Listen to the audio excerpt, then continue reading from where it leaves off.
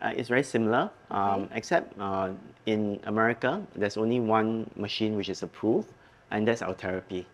So there are a few advantages of using Ultherapy as compared to HIFU, although both in principle are using focused ultrasound to tighten skin.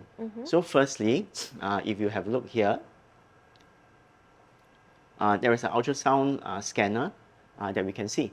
Okay, so if I were to take this Ultherapy transducer, so these are called transducers. So they work in two ways. Number one, they are what we use for treatment. They will focus ultrasound for treatment. At the same time, it's also a scanner. Okay. So when you ask me what's the difference, none of the HIFU machines actually have a scanning function like Ultherapy. So when I scan you with this device, which I'll show you later on, you will find that there is a scan of your skin which comes out on the screen. So we need to make sure that we see what we are treating and be responsible for safety. Okay. Because in general, for us to treat humans, we don't need a lot of power. Okay. It's not cutting steel. We are treating the face, which is very delicate. And the more important thing is to be able to use the power safely and responsibly. So that's the number one difference. Number two, it being US FDA approved, it is very, very well studied.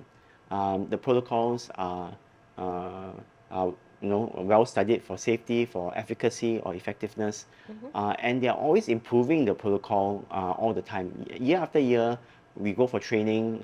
We are told of new advances in terms of how we do the treatment, new advances in the hardware as well. Okay. And with that, we have a better and better treatment. So Ultherapy has been around for a long time, and some people think that it's been stagnant, but that's not the case. It's been improving, both in terms of the treatment hardware and also the software, which is, in this case, the treatment method. So for example, over the last year, we've been talking a lot about see, plan, and treat. Okay, so last time, we would just say, okay, everybody, one size fits all. It's my way or the highway. We just do everybody same, right? But we know that different people are different. Your face might be different from other people. You might have a longer face, a shorter face, a taller chin, a shorter chin. So we shouldn't really put everybody in the same basket. Some people have thinner skin and thicker skin. So we are told to customize a little bit within proper guidelines. So I think in terms of the guidelines, the protocols which are in place, I think that is also important.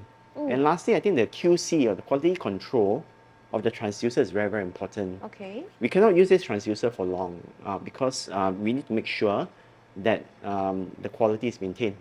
It might seem like this is a piece of plastic and why should we really need to ensure that QC is okay? But it's very important for this to be able to focus at the right depth all the time. And we find that certain transducers, even with the best QC or quality control, it can be a little bit lacking. So we need to have a good machine, good protocol, and good safety features in order to have a good treatment. And a good doctor. Yeah.